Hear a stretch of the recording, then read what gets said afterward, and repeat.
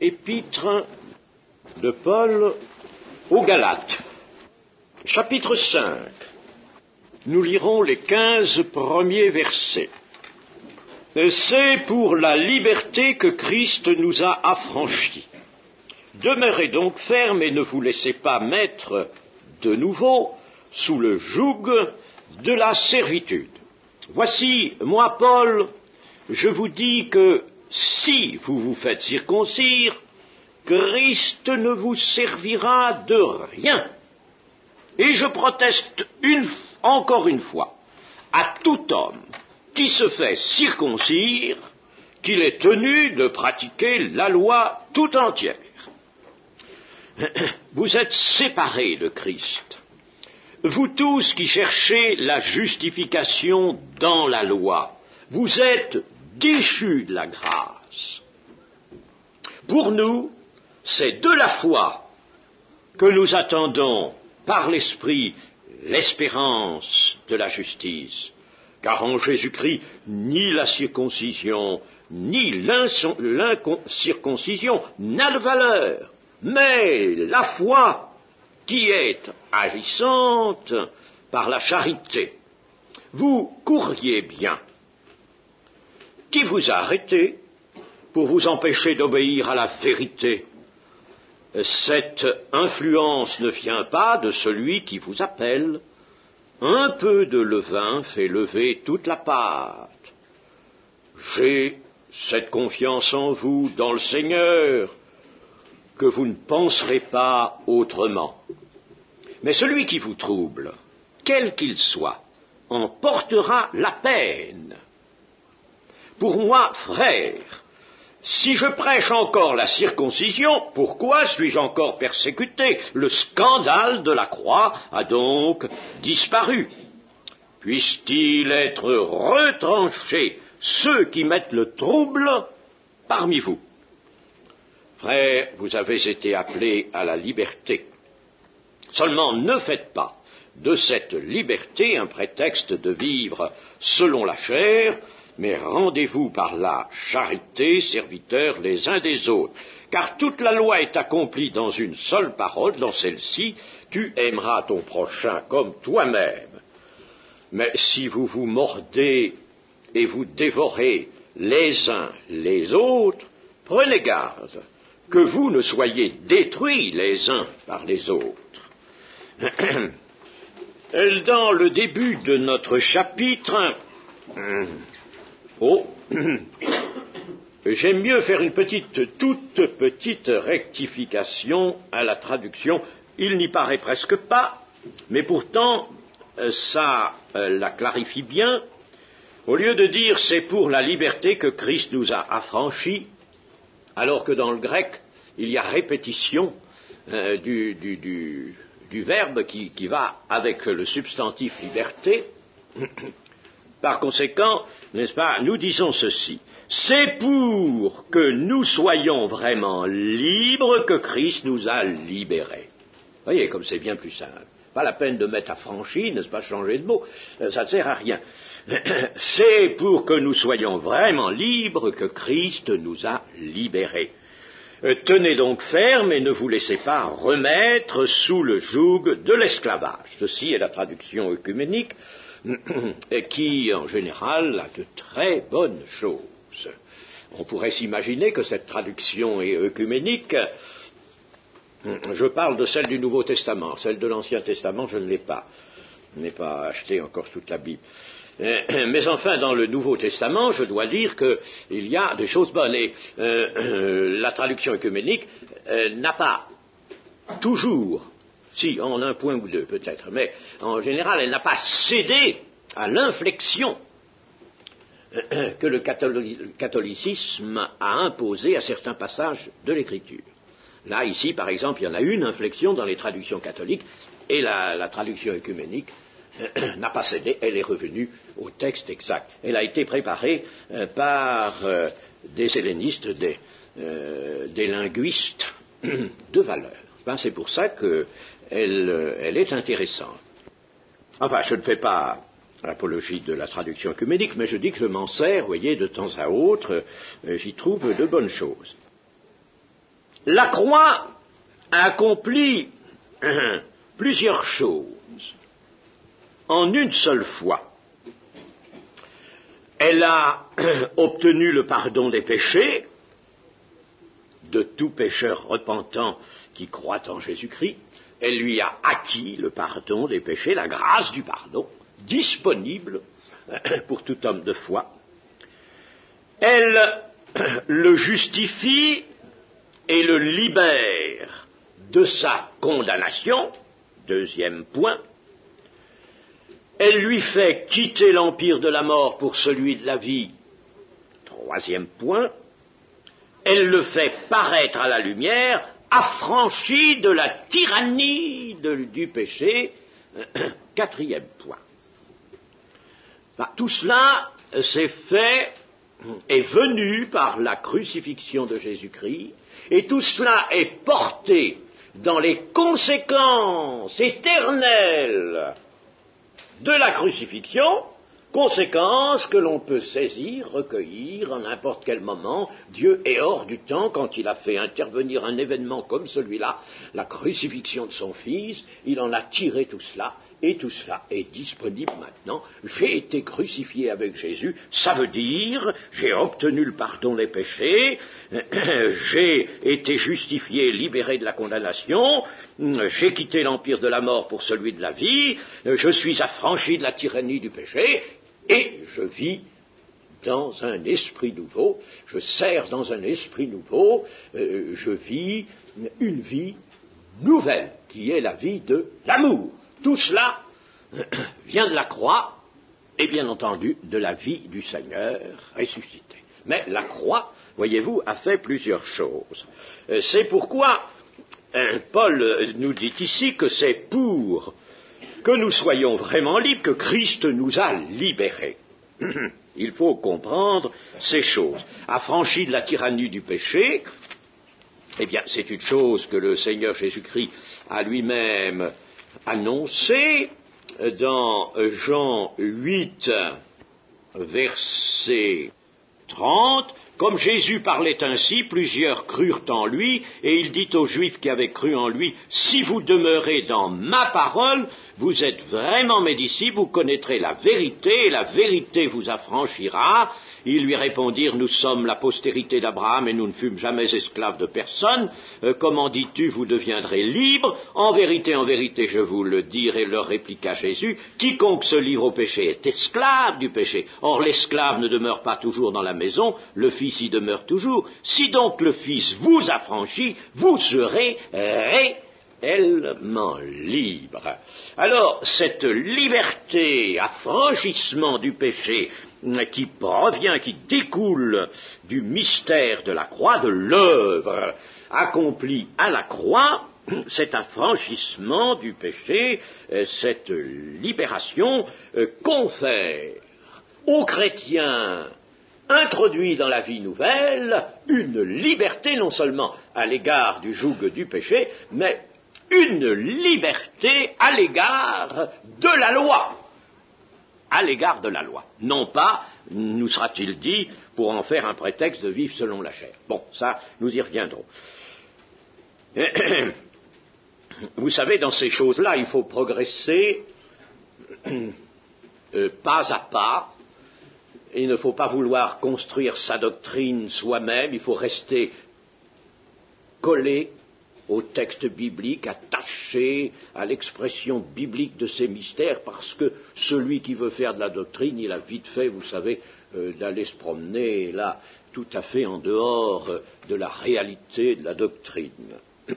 C'est très difficile, n'est-ce pas? C'est une des choses les plus difficiles qu'il y ait, n'est-ce pas? La position du chrétien à l'égard de la loi ancienne, de la loi de Moïse, qui pourtant n'est pas un document caduc, qui pourtant n'est pas à jeter aux orties, il n'y a pas des pages à déchirer de l'Ancien Testament, c'est la parole de Dieu et ça reste la parole de Dieu. Et vous n'êtes plus sous la loi. Et cependant, vous ne faites pas ce que la loi interdisait de faire. Voilà tout un mystère. Pour vraiment approfondir, j'aurais aimé pouvoir approfondir davantage ce grand problème sur lesquels les chrétiens, en général, sont évidemment mal informés et ils n'ont pas, à vrai dire, de compréhension, et je ne leur fais pas grief, car c'est très difficile. Il faut y avoir vraiment réfléchi, il faut y mettre tout son cœur, toute sa foi, il faut y revenir souvent, il faut lire les textes, il faut demander au Seigneur, à l'Esprit de nous éclairer. Il y a certainement là une grosse difficulté. Dans ces conditions, dans les conditions de la croix et de cette libération qui provient de la croix, à quoi servirait encore d'être placé sous le régime de la loi de Moïse? Voilà, n'est-ce pas? À quoi cela servirait-il? C'est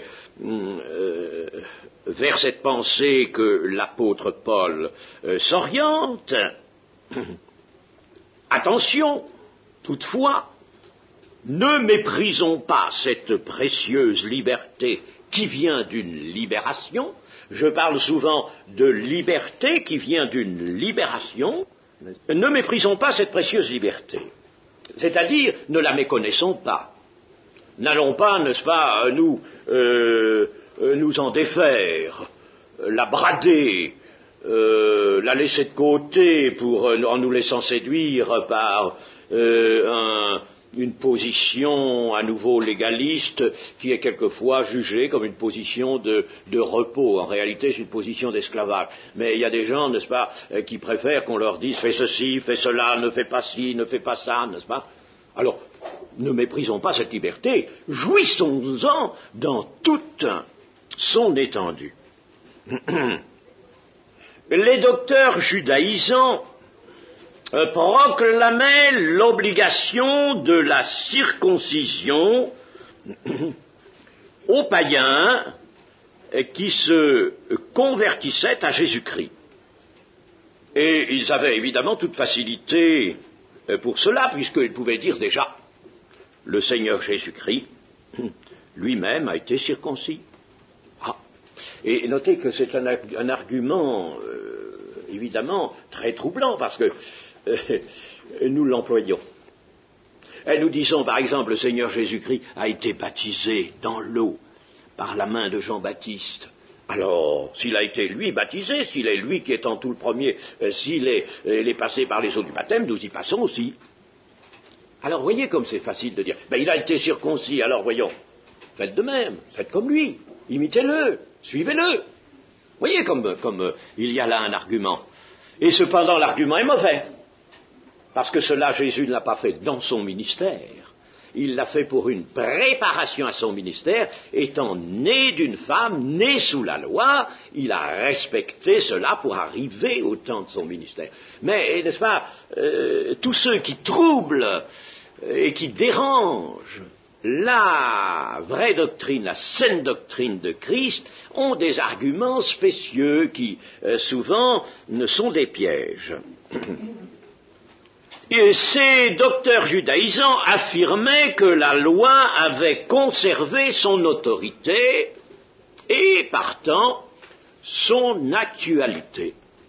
Il n'y avait aucune raison de ne pas la regarder comme chose actuelle. Nous, aujourd'hui, n'est-ce pas, nous disons que la foi a été annoncée aux saints une fois pour toutes, qu'il n'y a rien à changer à ce qui est intervenu depuis la Pentecôte, rien du tout. Nous continuons jusqu'à ce que le Seigneur revienne, et nous avons raison. Nous sommes dans ce qu'on appelle quelquefois une dispensation, bien que le terme soit plus ou moins discutable, dans une dispensation, mais nous n'avons rien à changer dans tout cela.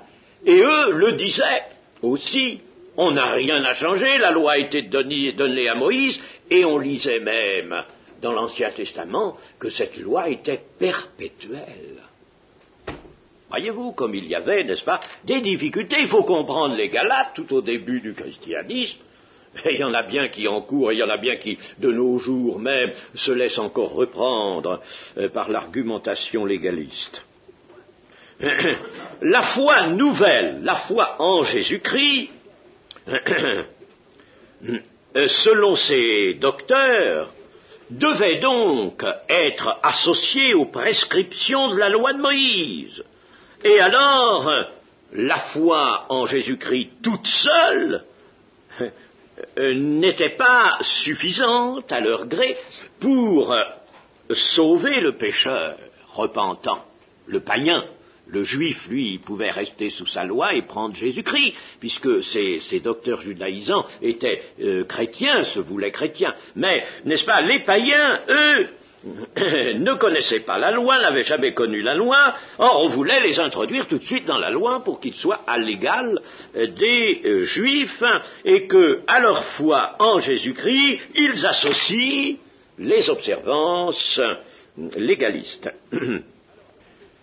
Alors, donc, la foi dans ces conditions-là ne sauvait pas toute seule.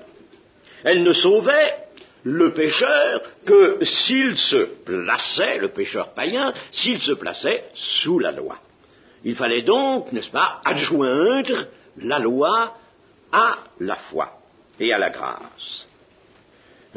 Le salut par grâce, sans les œuvres de la loi, dont Paul soutient la thèse dans les Romains particulièrement, ce salut par grâce sans les œuvres de la loi était alors abandonné.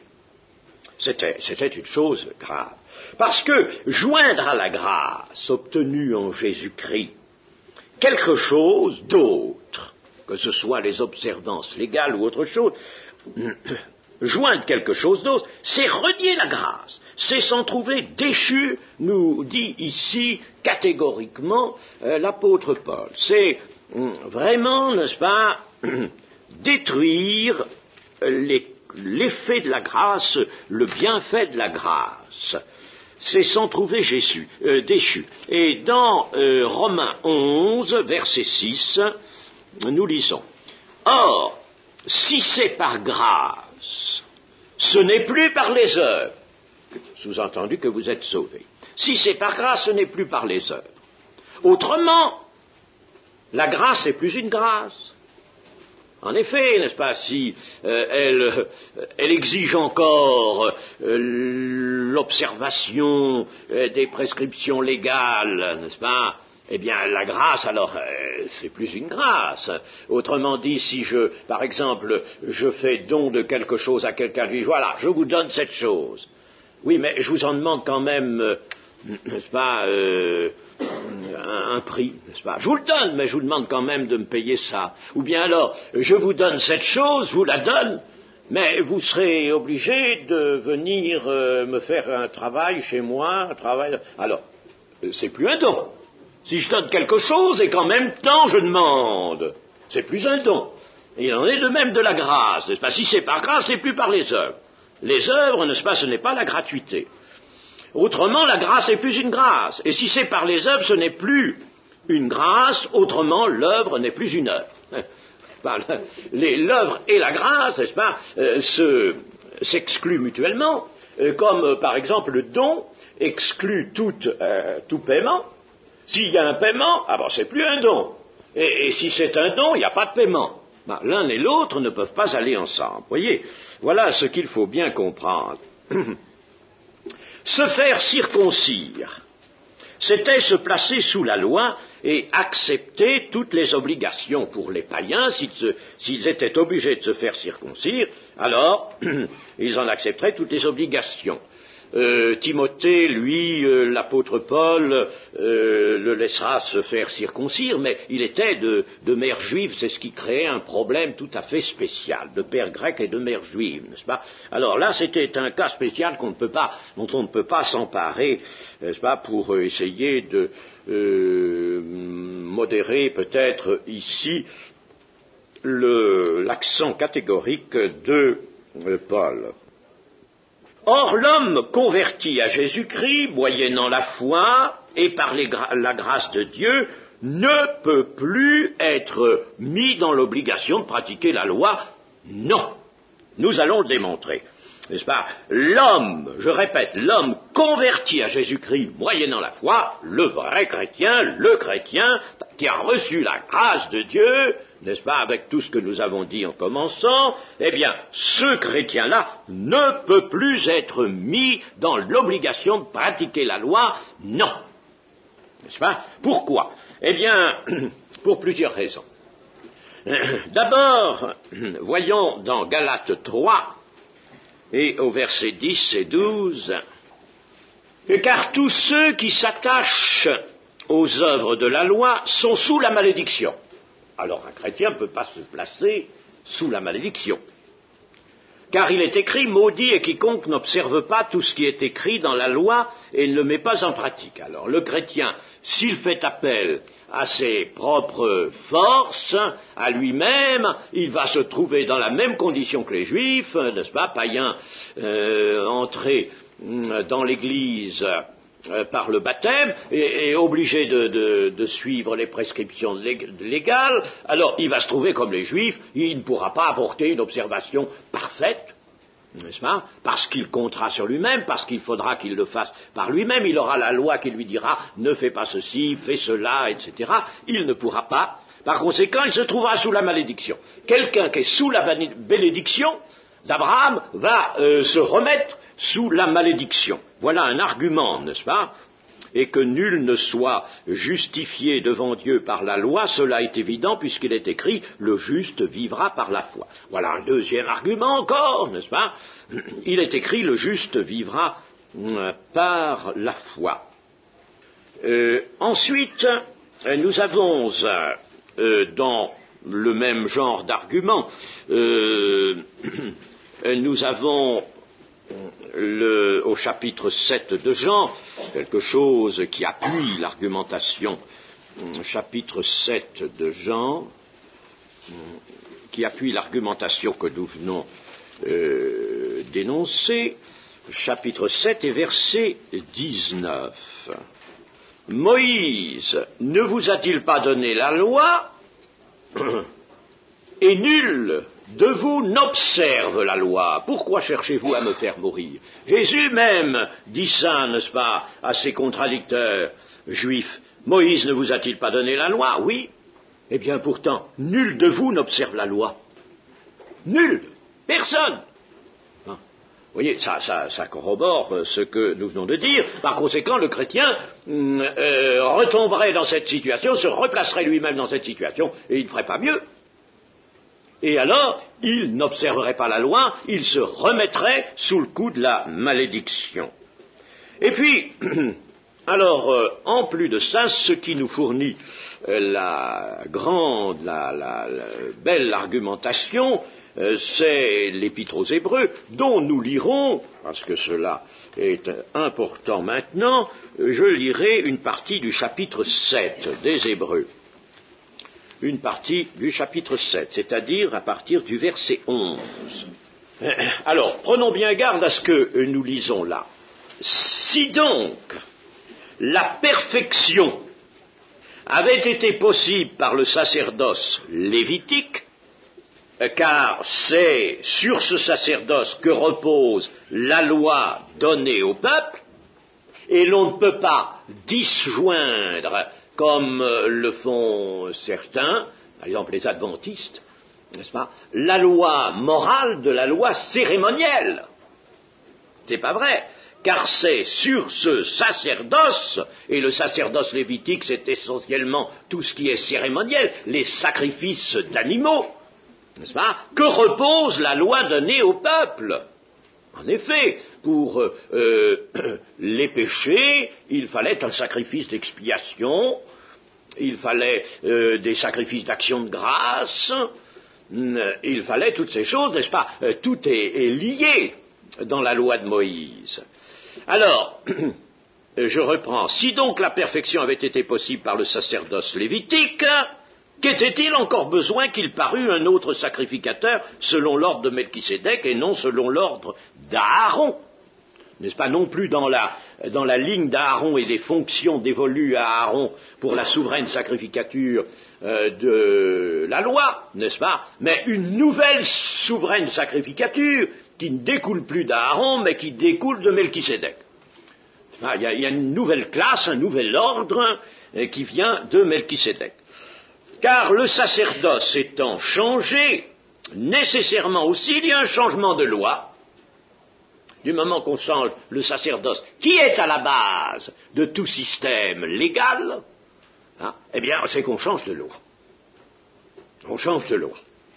En effet, celui de qui ces choses sont dites appartient à une autre tribu, dont aucun membre n'a fait le service de l'autel, c'est-à-dire Jésus-Christ, n'est-ce pas, appartient à la tribu de Juda, il va le dire d'ailleurs. Car il est notoire que notre Seigneur est sorti de Juda, tribu dont Moïse n'a rien dit pour ce qui concerne le sacerdoce. Le sacerdoce sortait entièrement de Lévi. Cela devient plus évident encore quand il paraît un autre sacrificateur à la ressemblance de Melchisédek, le Seigneur Jésus-Christ, qui n'a ni commencement de jour ni fin de jour, à la ressemblance, institué non d'après la loi d'une ordonnance charnelle, la loi de Moïse est qualifiée là ainsi, institué non d'après la loi d'une ordonnance charnelle, mais selon la puissance d'une vie impérissable. Car ce témoignage lui est rendu, tu es sacrificateur pour toujours, selon l'ordre de Melchisédek. Il y a ainsi, attention, il y a ainsi abolition d'une ordonnance antérieure à cause de son impuissance et de son inutilité.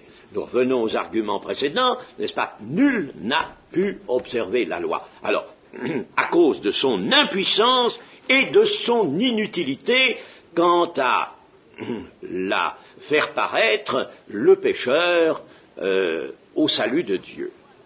Car la loi n'a rien amené à la perfection et introduction d'une meilleure espérance par laquelle nous nous approchons de Dieu, la meilleure espérance fondée sur la grâce. Et comme cela n'a pas eu lieu sans serment, car tandis que les Lévites sont devenus sacrificateurs sans serment, c'est vrai, Jésus l'est devenu avec serment par celui qui a dit, le Seigneur a juré et il ne se repentira pas, tu es sacrificateur pour toujours selon l'ordre de Melchisédek. Et le serment, il en a été question dans le chapitre précédent des Hébreux, chapitre 6, le serment a été apporté par Melchisédek en personne devant Abraham, qui a mangé le pain et bu le vin avec lui. Jésus est par cela même le garant d'une alliance plus excellente. Il y a eu changement de loi, il y a eu changement d'alliance. Une alliance plus excellente. De plus, il y a eu des sacrificateurs en grand nombre, parce que la mort les empêchait d'être permanents. Mais lui, Jésus, parce qu'il demeure éternellement, possède un sacerdoce qui n'est pas transmissible. C'est aussi pour cela qu'il peut sauver parfaitement ceux qui s'approchent de Dieu par lui, étant toujours vivants pour intercéder en leur faveur. Il nous convenait en effet d'avoir un souverain sacrificateur comme lui, saint, innocent, sans tache, séparé des pécheurs et plus élevé que les cieux,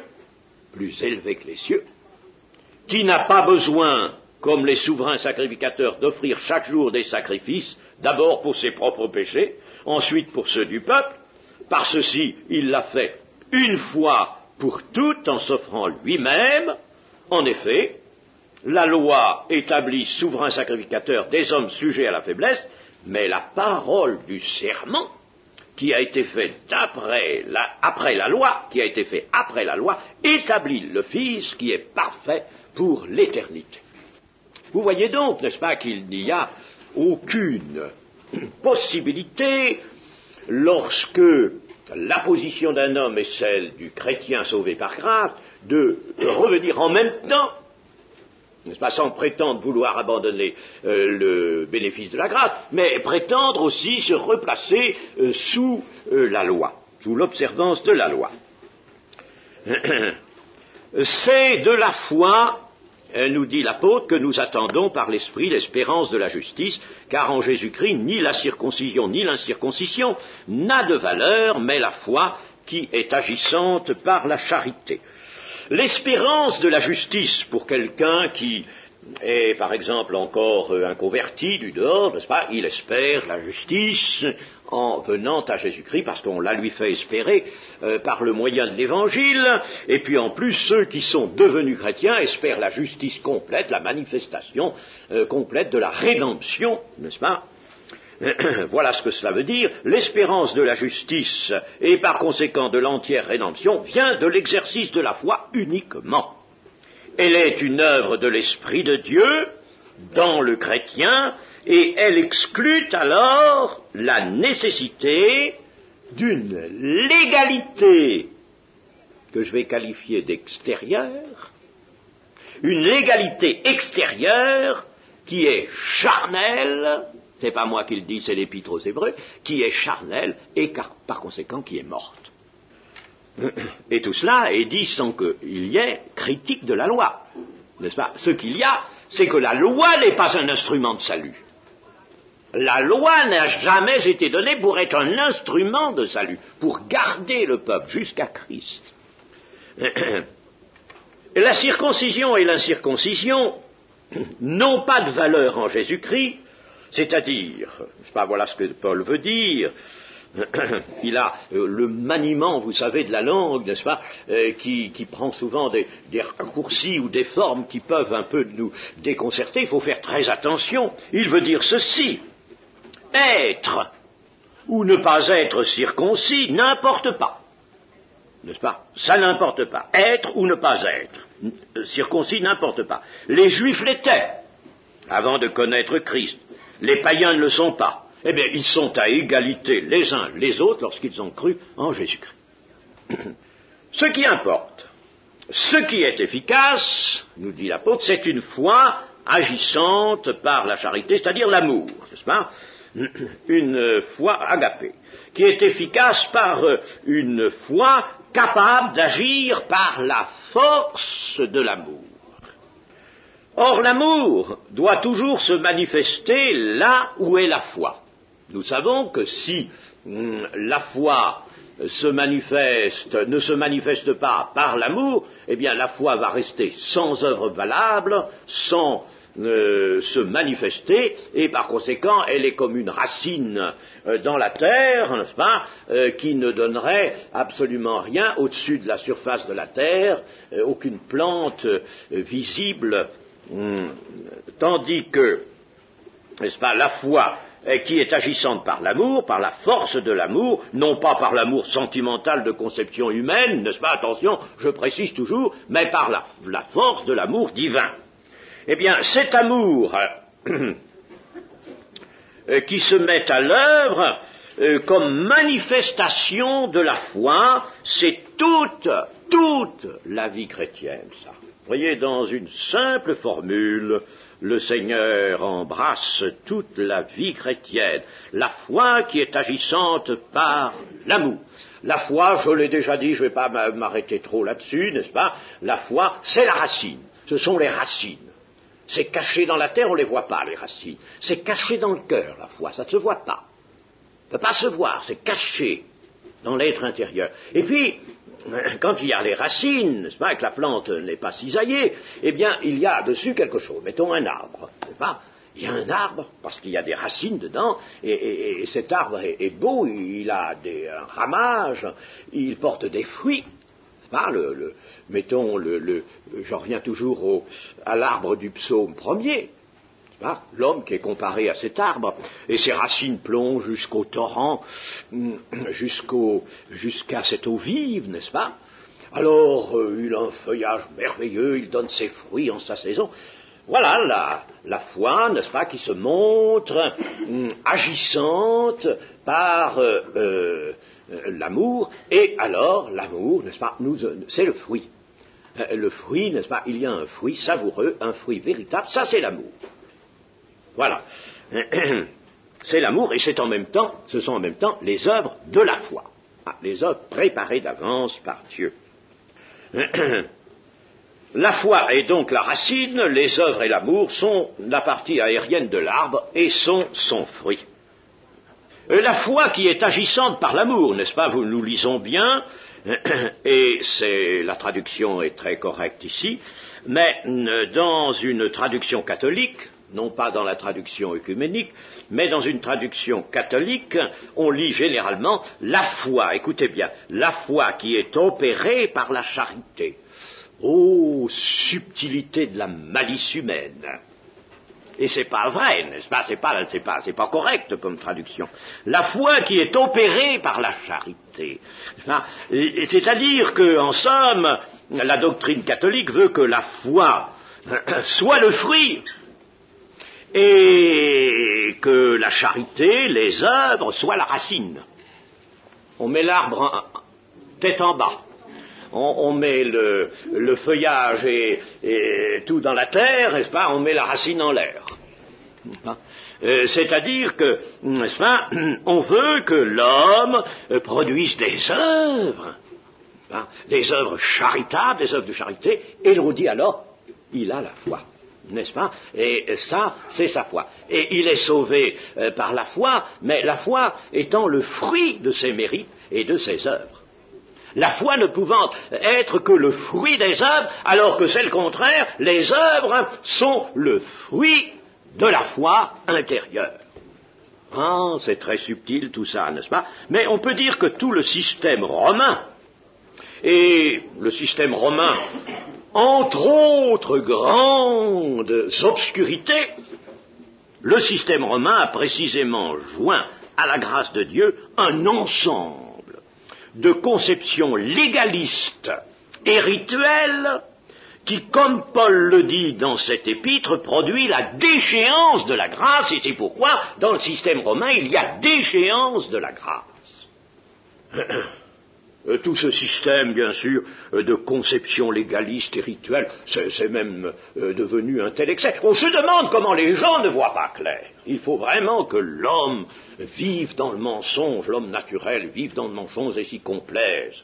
Quand on voit encore aujourd'hui, à propos de la mort du pape Paul VI, n'est-ce pas, sur la couverture des revues, une photographie du pape en vêtements rutilants, des gants blancs, des grands anneaux, des gros anneaux, des grosses pierres, et alors il y a de la dorure, il y a du blanc, il y a une mitre qui s'en va à je ne sais quelle hauteur, n'est-ce pas, et tout en dorure, n'est-ce pas, et que l'on se dit, regardez bien ceci, voilà en somme ce qu'on donne à contempler au malheureux peuple chrétien. Tu vois ton chef, regarde ton chef ainsi, comme il est beau, n'est-ce pas? Oh, comme c'est superbe, c'est magnifique tout ça. Regarde-le, regarde ses évêques. Ils sont presque aussi bien habillés aussi, n'est-ce pas? Regarde tout ça, n'est-ce pas? Ça c'est l'évangile. Chers amis, mais c'est ça, je traduis en raccourci, mais c'est ça c'est l'évangile, ça c'est ton salut. Voilà, n'est-ce pas, l'abomination catholique. Et nous-mêmes aujourd'hui, prenons bien garde de ne pas revenir nous-mêmes. Hein. Il faut que nous voyons, voyez-vous, je n'insisterai pas sur les horreurs, n'est-ce pas, et les abominations, parce que c'est pas autre chose que ça, catholique, si, dans ces temps derniers, n'est-ce pas, on avait vu qu'avec une facilité, une complaisance déconcertante, des évangéliques se laissent reprendre. Alors cela, n'est-ce pas, si on n'avait pas vu ça, je n'insisterais pas comme je le fais maintenant. Enfin, tout de même, on est soulevé de voir ça, pas.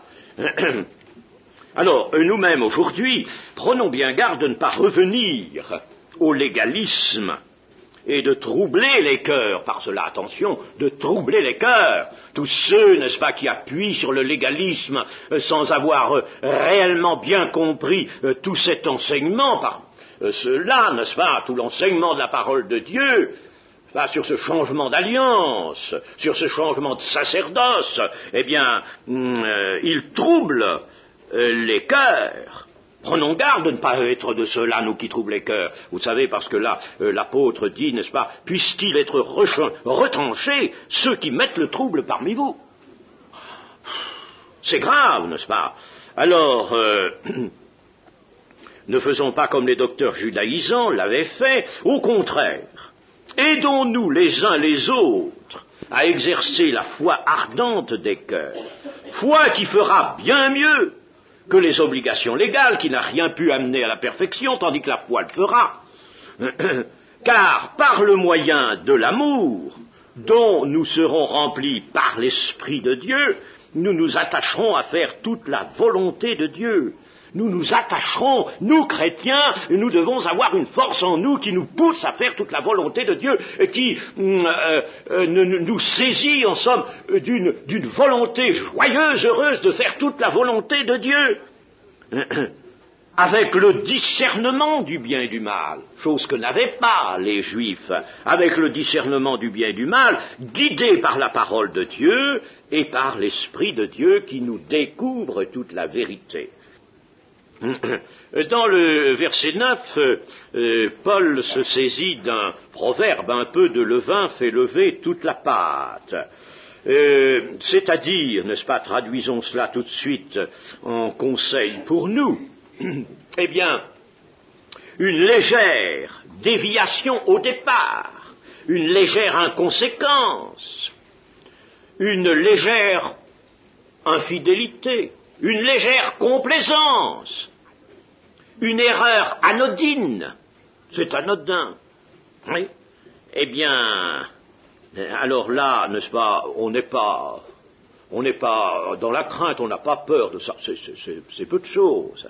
Et puis cela grossit, cela s'amplifie, n'est-ce pas, et cela nous amène à l'erreur tragique, totale, qui nous enlève du fruit de la grâce, n'est-ce pas? Verset 11. Pour moi, frères, si je prêche encore la circoncision, pourquoi suis-je encore persécuté? Le scandale de la croix a donc disparu. Les Juifs persécutaient les chrétiens parce qu'ils n'admettaient pas cette voie de salut pour tous, Juifs et païens, par la seule foi en Jésus-Christ crucifié et ressuscité. Si l'apôtre Paul avait prêché la croix avec l'observation de la loi, mais le scandale de la croix aurait tout de suite disparu, et la persécution eût cessé immédiatement pour peut-être même faire place à l'adhésion de tous les Juifs.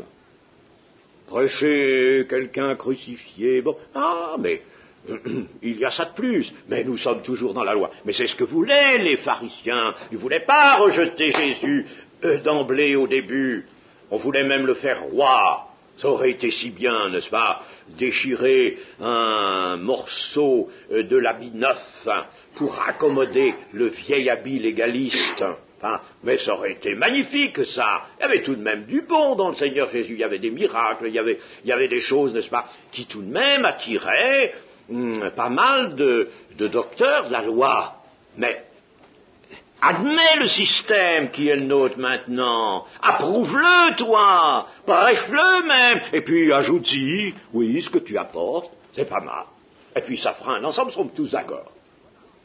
Voilà, n'est-ce pas, pourquoi Jésus prononcera ces petites paraboles du vieil habit, on raccommode avec un morceau de l'habit neuf, ou alors des outres, le vin nouveau qu'on met dans une vieille outre. Alors, on utilise la vieille outre et puis on met le vin nouveau. On peut mettre l'évangile dans le légalisme, pourquoi pas? Mettons l'évangile là en bonne place dans ce système légaliste. Mettons ça, la vieille outre, dans le vin nouveau. Seulement, la vieille outre, elle éclate. Et puis alors, le vin nouveau est répandu. Alors, l'outre est perdue, le vin aussi, tout est perdu.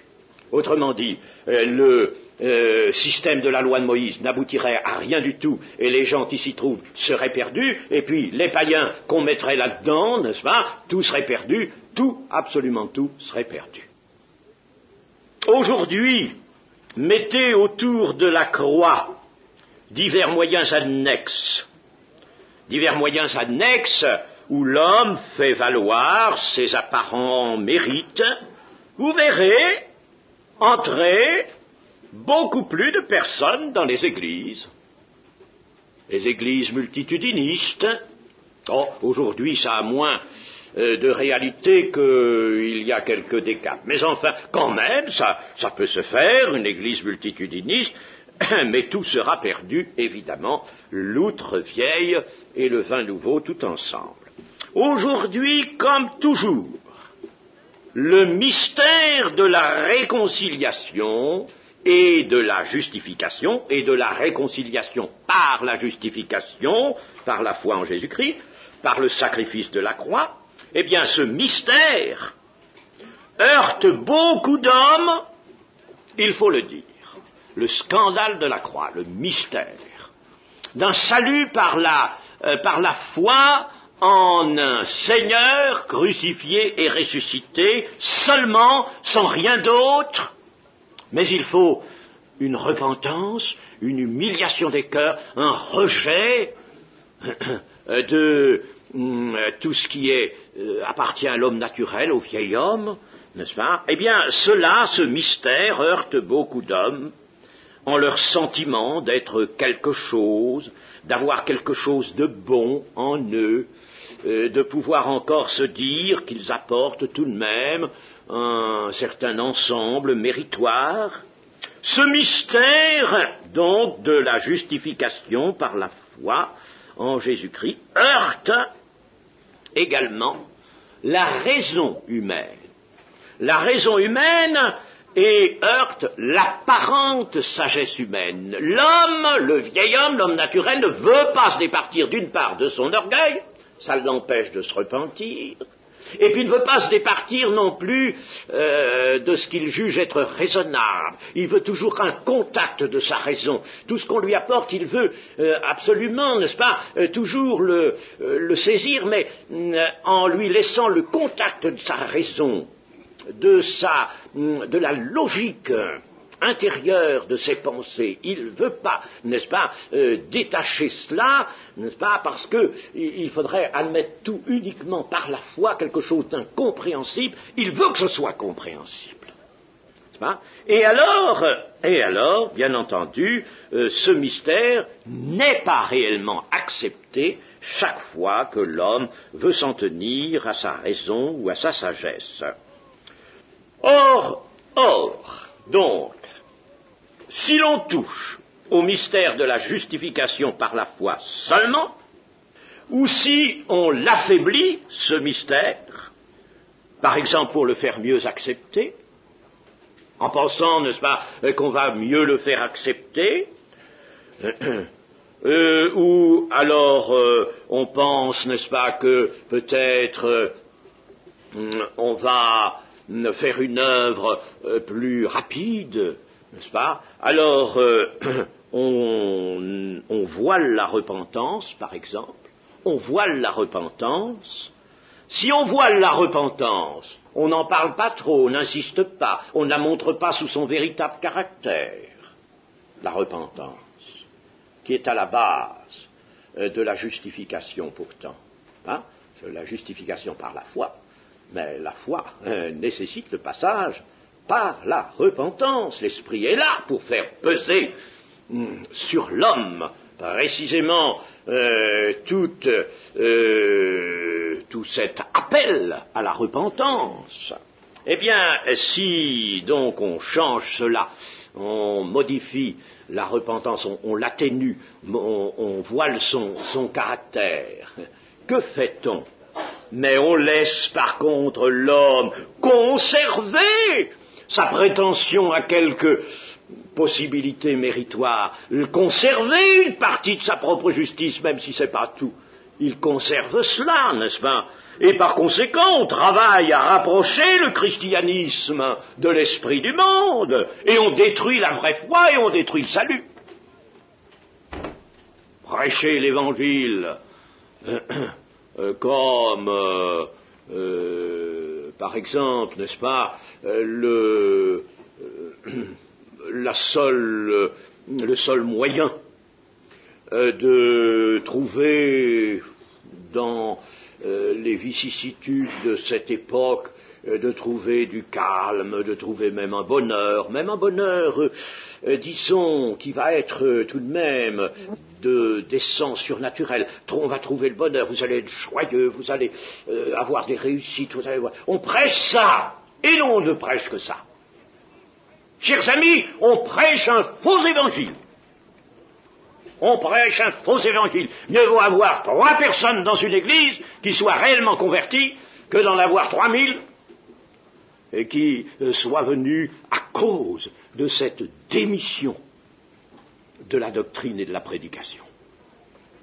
Si vous ne faites pas agir, je dirais presque, le couperet, parce que c'est le vieil homme qui est sujet au couperet, le couperet de la repentance, vous n'avez rien fait de bon.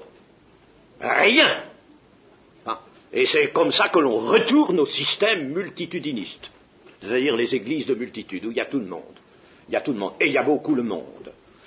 Il peut y avoir la quantité, quoique maintenant la quantité s'évade, parce qu'elle a trouvé dans l'islam, elle a trouvé dans des positions ésotériques peut-être encore mieux que cela, n'est-ce pas? Alors, ça s'évade. Mais enfin, on pourra peut-être faire une église de multitude. Vous savez, une société, en somme, une société tout à fait humaine, à niveau de terre, n'est-ce pas? On peut y introduire toutes sortes de jeux, de distractions, tout ce qui peut plaire à l'homme, n'est-ce pas? Voyez-vous? Mais on n'a pas fait agir la repentance, et on n'a rien justifié du tout.